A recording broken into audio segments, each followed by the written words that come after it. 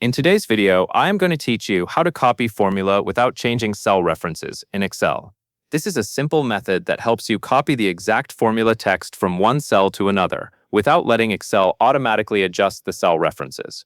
That is useful when you want the formula to stay exactly the same in the new location. Start by clicking on the cell that already contains the formula you want to copy. Once that cell is selected, move your attention to the formula bar at the top of the Excel window. This is the long bar where Excel displays the full contents of the active cell. Now click inside the formula bar.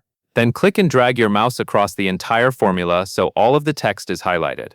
It is important to select the full formula here because you want to copy the exact formula text, not just the calculated result that appears inside the cell. After the formula is highlighted, copy it using your keyboard. On Windows, press Ctrl and C. On Mac, press Command and C. This copies the formula exactly as written. Next, press the Escape key. This safely exits the formula bar and takes you out of formula editing mode. That helps prevent accidental changes before you paste the formula somewhere else. Now click on the new cell where you want the formula to appear. Once that cell is selected, go back up to the empty formula bar at the top.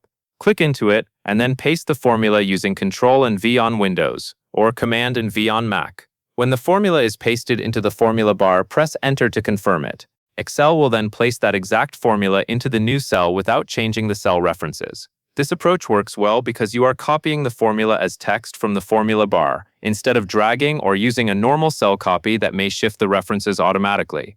If your goal is to keep the original references unchanged, this is a reliable way to do it.